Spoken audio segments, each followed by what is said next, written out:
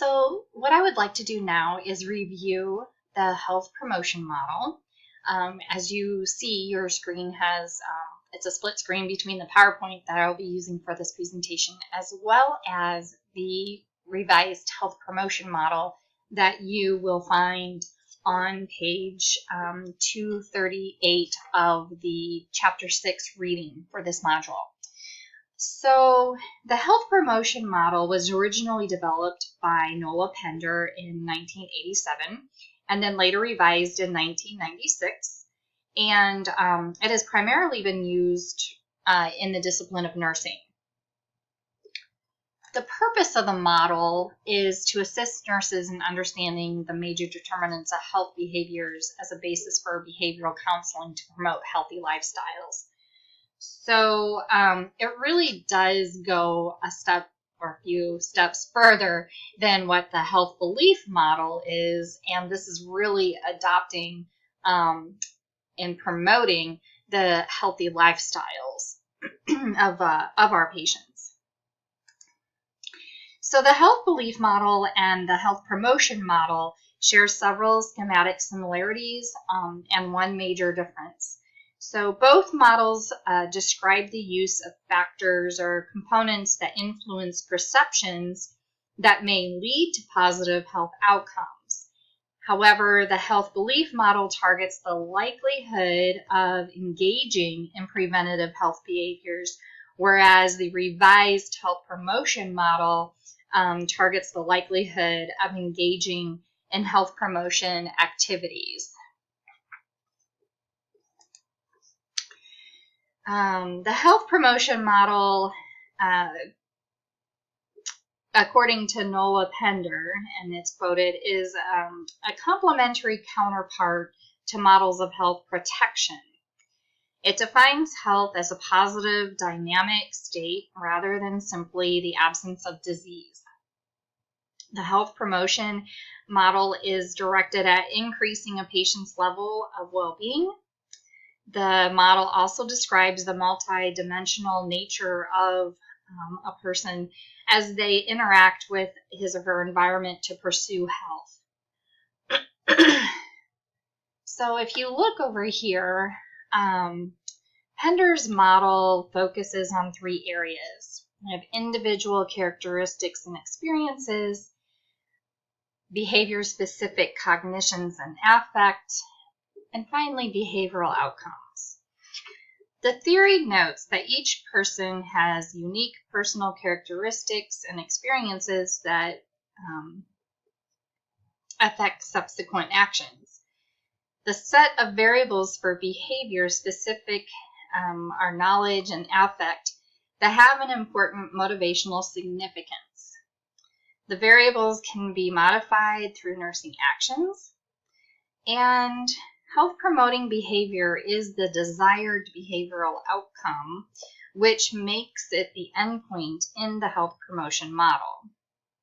These behaviors should result in improved health, enhanced functional ability, and better quality of life at all stages of development. The final behavioral demand is also influenced by the immediate competing demand and preferences, which can derail intended actions for promoting health. And we'll talk about that in just a little bit. But there are 4 assumptions to the health promotion model. The first assumption is that individuals seek to actively regulate their own behavior. The second assumption is that individuals, in all of their biopsychosocial complexity, interact with the environment, progressively transforming the environment, as well as being transformed over time.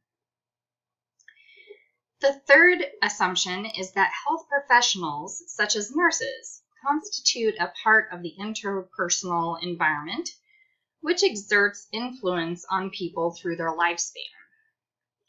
And finally, self-initiated reconfiguration of the person-environment interactive patterns is essential to changing behavior.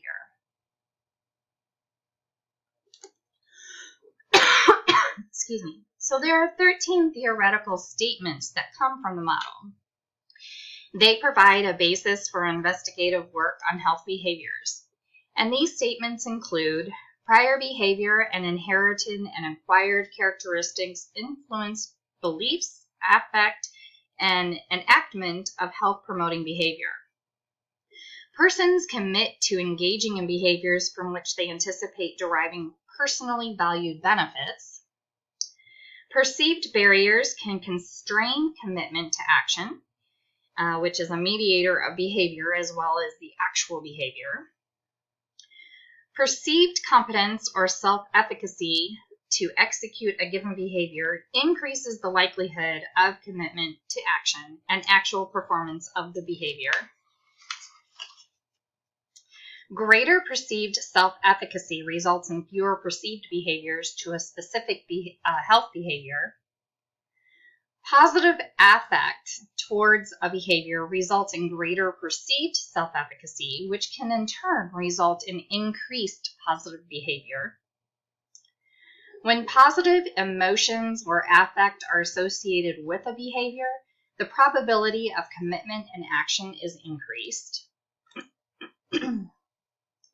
Persons are more likely to commit to and engage in health-promoting behaviors when significant others model the behavior, expect the behavior to occur, and provide assistance and support to enable the behavior. Families, peers, and healthcare providers are important sources of interpersonal influence that can influence or increase or decrease commitment to and engagement in health-promoting behavior. Situational influences in the external environment can increase or decrease commitment to or participation in health-promoting behavior. The greater the commitments to a specific plan of action, the more likely health-promoting behaviors are to be maintained over time. Commitment to a plan of action is less likely to result in the desired behavior when competing demands over which persons have little control require immediate action. And finally, persons can modify cognitions, affect, and the interpersonal and physical environment to create incentives for health actions. So when we think about the health promotion model, there are major concepts with this model, such as individual characteristics and experiences, prior behavior, and the frequency of similar behavior in the past. Direct and indirect effects on the likelihood of engaging in health-promoting behaviors. So personal factors are categorized as biological, psychological, and sociocultural. These factors are predictive of a given behavior and shaped by the nature of the target behavior being considered. Biological personal factors include variables such as age, gender, body mass index, pubertal status, aerobic capacity, strength, agility, and balance. Psychological personal factors include variables such as self-esteem, self-motivation, personal competence, perceived health status, and definition of health. Sociocultural personal factors include variables such as race, ethnicity, acculturation, education, and socioeconomic status. So when we think of perceived benefits of action, these are the anticipated positive outcomes that will occur from the health behavior. Perceived barriers to action are anticipated, imagined, or real blocks and costs of understanding a given behavior. Perceived self-efficacy is the judgment or personal capability to organize and execute a health-promoting behavior. Perceived self-efficacy influences perceived barriers to action, so higher efficacy results in lower perceptions of barriers to the performance of the behavior.